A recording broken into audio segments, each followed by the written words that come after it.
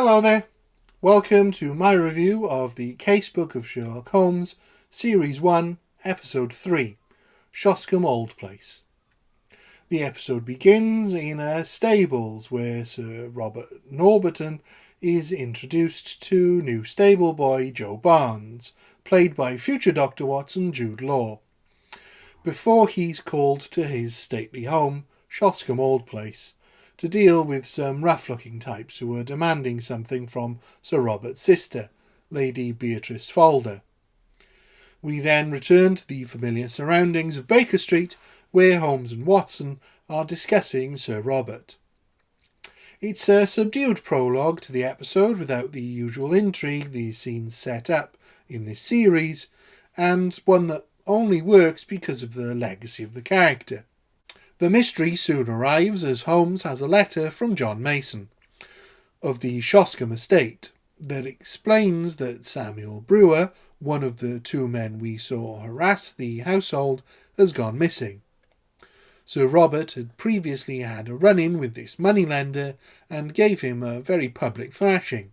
If he does come back, I'll deal with him myself. There's some lovely what's known in the acting world as business in these scenes. That's where the actors are doing physical work unrelated to the plot, purely for characterisation. Mrs. Hudson looking at Holmes's untouched boiled eggs, Holmes burning his hand on the teapot, and Watson put off his tea by Holmes disturbing him. None of it necessary, but it all adds to the character and the believability of their actions. Brett is particularly good at this in his portrayal of Holmes.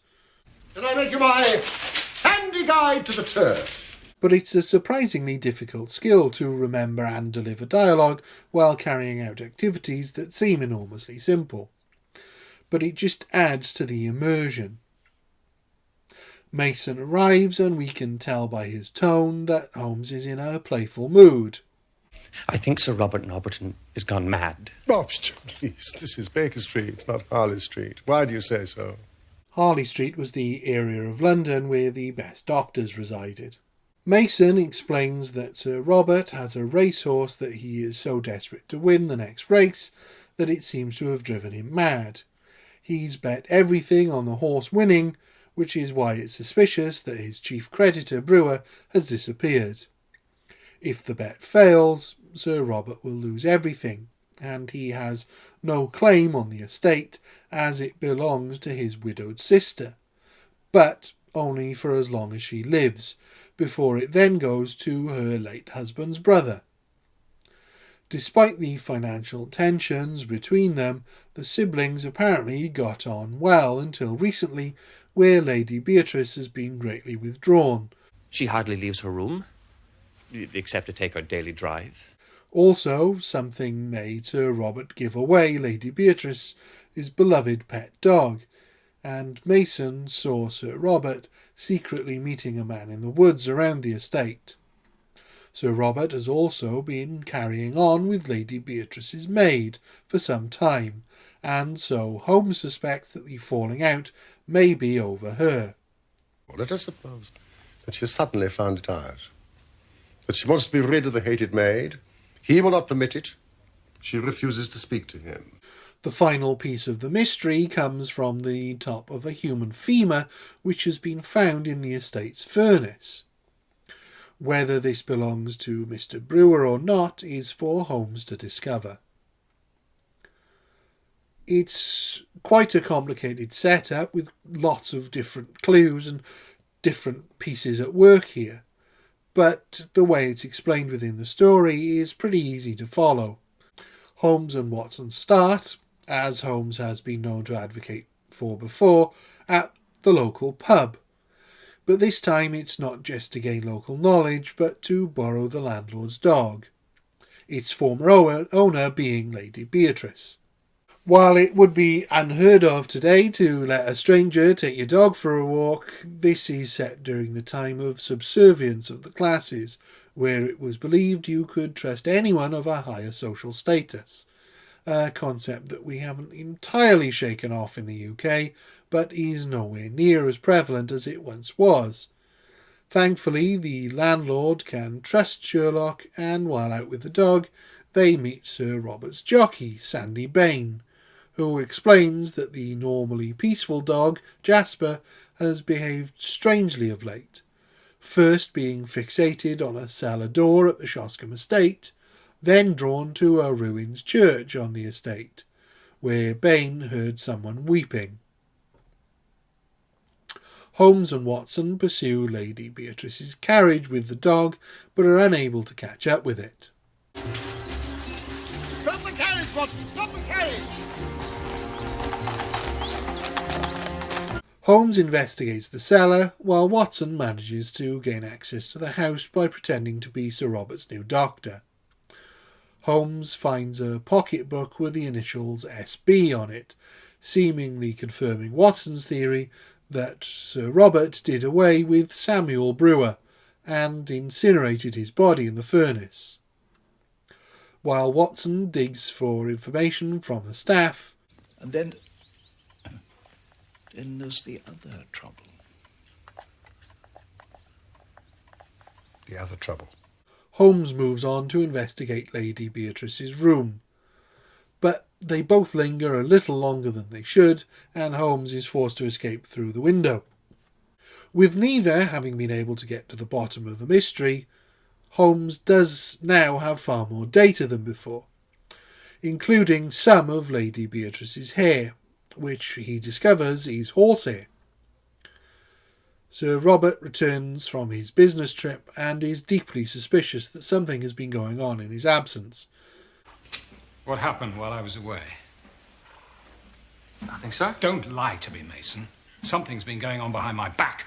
And Holmes has reasoned that the pocketbook he found actually belonged to Sandy Bain, and was disposed of by the boy who tended the furnace after he had stolen the money from it. He and Watson then investigate the church ruins that caused Jasper to react in the way he did, and as they find that a coffin has been disturbed, they are interrupted by Sir Robert, who flees when he sees the contents of the coffin, which for some reason include a tarantula. I know this is an artistic choice, harkening back to Gothic horror films of the past, but it's a bit silly. As Sir Robert flees, he steps on a badger trap and injures his leg. Presumably he then gives up his secret, as Holmes then confronts the maid and Lady Beatrice, revealing that Lady Beatrice is in fact Jo Barnes in disguise.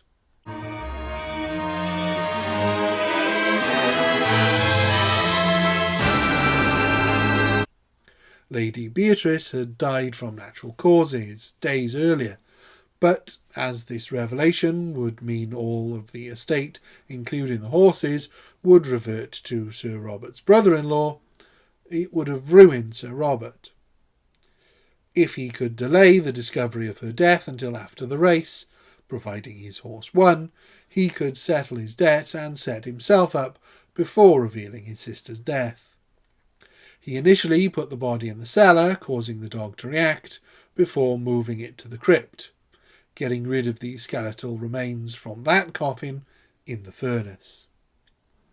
Holmes is angry with Sir Robert for taking the law into his own hands like this, but in the epilogue we discover that Holmes has kept his secret, and that Brewer had fled his own creditors while waiting for Sir Robert to repay him. It's also revealed that Watson put a bet on Sir Robert's horse, which won, but so did Mrs. Hudson. Champagne, Mrs. Hudson? Well, it's very good of you, but I've only won 20 guineas. Plus my 10. Oh! Wow. This is a very fine, compact little mystery with just enough clues and answers spread throughout the story to keep up the intrigue. I feel that more could have been made of Brewer's disappearance to make it seem like a murder had occurred, but that might have been a little too much to ask for. The performances are all fantastic, and it's a fairly large cast, with everyone getting a fair amount of screen time. We perhaps don't get enough of Sir Robert's change in personality, but we do see him irrationally enraged enough to get the idea. I still don't really understand why the tarantula is there. Watson suggests that Sir Robert had set a vicious trap for anyone snooping, but with the badger trap that injures him, it's hard to know if this is what he was referring to or if it's the tarantula. If it is the spider, then they could have spent a little more time setting up where it came from. It's not something from the original story, so just feels out of place. Either way, it doesn't spoil this tight little mystery that I really enjoyed. Easily a 5 out of 5 for me. Thank you. Goodbye.